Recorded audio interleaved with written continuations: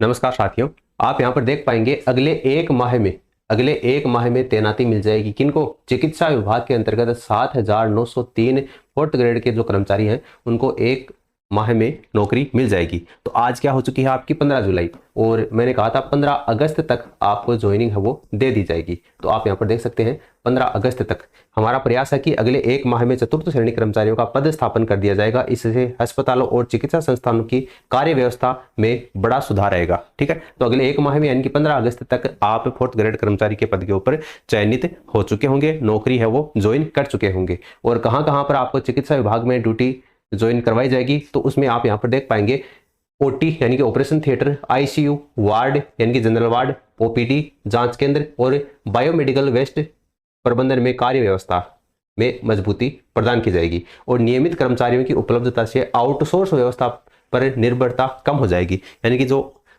ठेके वगैरह पर काम करवाते हैं उनको थोड़ा सा राहत देते हुए बाद में उनकी जगह फोर्थ ग्रेड कर्मचारी वाले जो व्यक्ति हैं उनसे काम करवा लिया जाएगा। वर्तमान में चिकित्सा और स्वास्थ्य विभाग में दिसंबर 2025 तक चतुर्थ श्रेणी कर्मचारी भर्ती के 13,347 में से 4,915 काम कर रहे थे, यानी कि 8,432 पद हैं वो रिक्त हैं, जिनमें से 7,903 पद हैं वो अब चिकित्सा विभाग को इसके माध्यम से मिल जाएगा। अस्पतालों में मरीजों की सुविधा के साथ में प्रशासनिक कार्यों में भी गति आएगी। अब इसमें आपका जो प्राथमिक स्वास्थ्य केंद्र है, सामुदायिक स्वास्थ्य केंद्र है, उप जिला है, सैटेलाइट है, जिला और मेडिकल कॉलेज से जुड़े अस्पतालों में चतुर्थ श्रेणी कर्मचारी एक तरीके से सहायक कर्मचारी का काम करते हैं। तो ये इनमें आपको यहाँ पर ड्यूटी मिलने वाली है। तो चिकित्सा विभाग के अंतर्गत नॉन टीएसपी के 825 और टीएसपी के 7,078 पद हैं जो अगले एक महीने में यानी कि 15 अगस्त तक भर दिए जाएंगे। इसके अलावा मैं आपको बता दूं कि प्रोबेशन पीरियड के अंतर्गत कुछ सैलरी है वो आपकी इस प्रकार से रहती है, जिसमें आपकी स्कूल लेक्चरर की जो सैलरी है वो प्रोबेशन पीरियड यानी कि 2 साल में आपकी 31,100 रुपये रहती है। सेकंड ग्रेड का जो टीचर है उसकी 26,500, थर्ड ग्रेड का जो टीचर है उसकी 23,700, आरएस यानी राजस्थान एडमिनिस्ट्रेटिव जो सर्विस आपकी उसकी 39,300, एसआई की वो सैलरी है वो 2 साल तक आपकी 26,500 रहती है। और पटवारी और कांस्टेबल की जो सैलरी है वो आपकी 14,600 रहती है।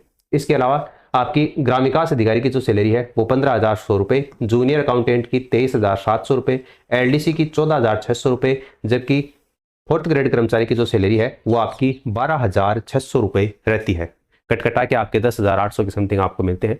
लेकिन सबसे ज़्यादा जो काम है वो इनमें सबसे ज़्यादा काम फोर्थ ग्रेड कर्मचारी को करना पड़ता है, जबकि सैलरी जो है वो सबसे कम किसकी है? आपकी फोर्थ ग्रेड कर्मचारी की है।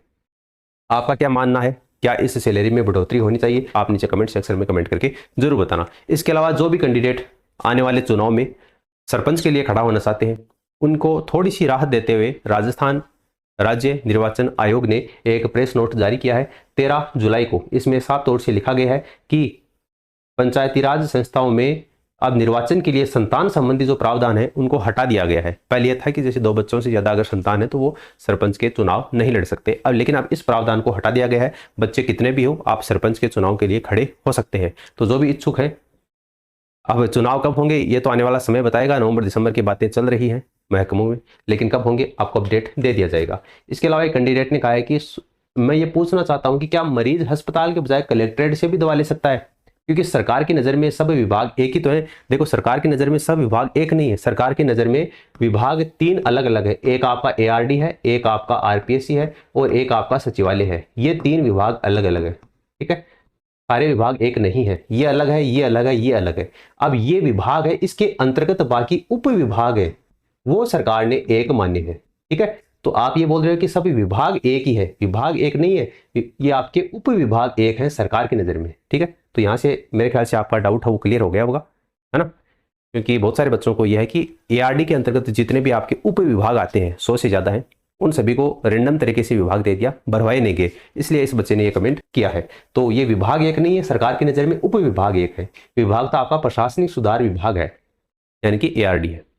अगला प्रश्न देखिए, मेरी वाइफ को कैंसर है तो मैं कैसे वरीयता ले सकता हूं, इसके बारे में कुछ बताइए। बिल्कुल, अगर आपके परिवार में किसी व्यक्ति को कैंसर है तो आपको वरीयता के आधार ही आधार पर ही, जहां पर आप मांगेंगे उसके आधार पर आपको पोस्टिंग दिए जाने के चांसेस पूरी तरीके से बनते हैं। आपके माता पिता, आपकी वाइफ, आपके पुत्र पत्नी, किसी को भी अगर परिवार में कैंसर है तो उसको वरीयता दी जाएगी। अब कैसे मिलेगा, तो आप जब चॉइस फिलिंग करने के लिए जाएं, जैसे अगर आपके जिले के हेड ऑफिस में अगर आपको बुलाया जाता है, वहां पर अगर आप चॉइस फिलिंग करवाई जाती है तो बाकायदा आपको एक एप्लीकेशन लिख कर देनी होगी कि वो जो आपका नियुक्ति अधिकारी होता है उसके नाम से एप्लीकेशन लिखनी है। और इसके अलावा आपकी वाइफ के कैंसर से रिलेटेड जो आपके डॉक्यूमेंट्स हैं, ठीक है, हॉस्पिटल के, वो भी आपको लेकर जाने हैं, उनकी फोटोकॉपी करवा के लेकर जानी है और उस एप्लीकेशन के साथ में उनको अटैच करके उनको देना है। तो जहां पर आपको पोस्टिंग दी जाएगी तो बिल्कुल आपका उसमें ध्यान रखा जाएगा। मुझे मेरा होम डिस्ट्रिक्ट नहीं चाहिए। आप देखिए बहुत से बच्चों का ये कहना है कि मुझे मेरा होम डिस्ट्रिक्ट चाहिए, लेकिन काफ़ी बच्चों के मेरे पास में ऐसे कमेंट आते हैं जिनको होम डिस्ट्रिक्ट नहीं चाहिए, है ना, यानी और कहीं के रहने वाले हैं। क्या जयपुर मिल सकता है क्या, मेरी कट ऑफ से 5 नंबर ज़्यादा है और सेम क्वेश्चन है वो दूसरे बच्चों का भी है। यहाँ पर देखिए इनके भी यही है कि सर मेरी रैंक कम है लेकिन मुझे होम डिस्ट्रिक्ट नहीं चाहिए, जो डिस्ट्रिक्ट चाहिए वो मिल जाएगा क्या, है ना, मैं सिंगल लड़की हूँ, क्या मुझे जयपुर मिल जाएगा क्या, मुझे होम डिस्ट्रिक्ट नहीं चाहिए, कट ऑफ से 4 नंबर ज़्यादा है। तो बहुत सारे ऐसे कैंडिडेट हैं जिनको होम डिस्ट्रिक्ट चाहिए नहीं, वो दूसरे जिले में ज्वाइन करना चाहते हैं। जैसे मान लीजिए कोई सीकर का है, झुंझुनू का है, तो वो फैमिली सहित कई सालों से जयपुर में रह रहा है, यानी वहाँ पर उसकी फैमिली है वो सेटल हो चुकी है, तो वो सीकर में या बाद में झुंझुनू में क्यों रहेगा, वो ये चाहता है कि वो जयपुर में ही उसको पोस्टिंग मिल जाए ताकि वहीं पर वो अपनी फैमिली के पास में रह सके और आने जाने में सुविधा महसूस हो। तो कहने का मतलब सीधा सा है, आपको बिल्कुल मिल जाएगी पोस्टिंग, वहाँ पर मिल जाएगी। जब आपको वरीयता भरवाई जाए तब आप वहाँ पर वरीयता भरना, जहाँ पर आप पोस्टिंग लेना चाहते हैं तो आपको वहाँ पर पोस्टिंग मिल जाएगी। इससे देखो 2 फायदे हैं, एक तो आपका भी फायदा है कि भाई आपकी फैमिली वहाँ पर रहती है, अगर आपको वहाँ पर पोस्टिंग मिल जाती है तो आपके लिए बेनिफिट है। दूसरा, जो कैंडिडेट जैसे आप मान लीजिए कि सीकर या झुंझुनू के, तो उन कैंडिडेट को बाद में बचे हुए कैंडिडेट को फायदा हो जाएगा जिनके नंबर कम आ रहे हैं, है ना, जिनको लगता है कि हमें होम डिस्ट्रिक्ट मिलेगा या नहीं मिलेगा, मिल जाए तो अच्छा है, फिर उन कैंडिडेट को होम डिस्ट्रिक्ट मिलने के चांसेस बढ़ जाते हैं। तो अगर सरकार इसके ऊपर ध्यान दे कि जो होम डिस्ट्रिक्ट नहीं चाहते हैं उनको होम डिस्ट्रिक्ट ना देकर वो चाहा गया डिस्ट्रिक्ट अगर उनको मिल जाता है तो उसमें सभी का फायदा है, ठीक है। बाकी देखो सर एलडीसी में आरएससीआईटी नहीं लगाया तो आरएससीआईटी लगा सकते हैं क्या, बिल्कुल लगा सकते हो। अगर आपने एलडीसी भर्ती जो अभी 5 जुलाई को आयोजित की गई थी उसमें क्या बहुत सारे अभ्यर्थियों ने जब शैक्षणिक योग्यता भरी तो उसमें जल्दबाजी में, या फिर यूँ मान लीजिए कि ई-मित्र से अगर फॉर्म भरा था तो ई-मित्र वाले की गलती से मान लो कैसे भी है, अगर उन्होंने आरएससीआईटी का डिप्लोमा नहीं लगाया है तो वो अब लगा सकते हैं। आज यानी कि 15 जुलाई है, 15 जुलाई लास्ट डेट है फॉर्म एडिट करने की। तो आज 300 रुपये की जो फीस है वो आप देकर के आरएससीआईटी का जो डिप्लोमा है वो अपने एप्लीकेशन फॉर्म में ऐड कर सकते हैं। और अगर 1% नहीं भी होता है, पहले तो मैं ये कहूँगा कि ऐड कर देना सही रहेगा, लेकिन अगर तारीख निकल जाती है, जैसे अगर आप ये वीडियो 15 जुलाई के बाद में देखते हैं, तारीख निकल जाती है तो आपको डॉक्यूमेंट्स वेरिफिकेशन के समय एक एफिडेविट बनवा कर दे देना है और डॉक्यूमेंट्स वेरिफिकेशन में आपको आरएससीआईटी का डिप्लोमा है वो लगा देना है, वहाँ पर भी आपको कोई दिक्कत नहीं होगी। लेकिन कोशिश करें कि आज आप फॉर्म एडिट करके 300 रुपये है वो जमा करवा के और उसके बाद में ये डिप्लोमा है उसको ऐड कर दें। आप सभी इस वीडियो को शेयर करना ताकि आप 15 जुलाई तक एलडीसी वाले जो भी बच्चे हैं वो अपना फॉर्म एडिट करके उसमें गलतियों को सुधार सकें। ये बच्चे आप यहाँ पर देख पाएंगे आने वाले समय में प्रशासनिक सुधार विभाग के द्वारा जो भी आपको डिपार्टमेंट जैसे अलॉट किया गया है, आपको नियुक्ति आदेश जारी किए जाएंगे तो आपको जो हेल्थ सर्टिफिकेट बनवाना पड़ेगा तो इस तरीके से आपको लाइन में लगना पड़ेगा, है ना। जिला अस्पताल के माध्यम से आपका जैसे ज्वाइनिंग लेटर आएगा उस पर आपकी तारीख और जो क्रमांक लिखे हुए होंगे उसी के आधार पर आपको हेल्थ सर्टिफिकेट बनाकर दिया जाएगा। बाकी अगर आपका और भी कोई सवाल है तो आप नीचे कमेंट सेक्शन में कमेंट करके पूछ सकते हैं। मिलते हैं अपन नेक्स्ट वीडियो में, धन्यवाद।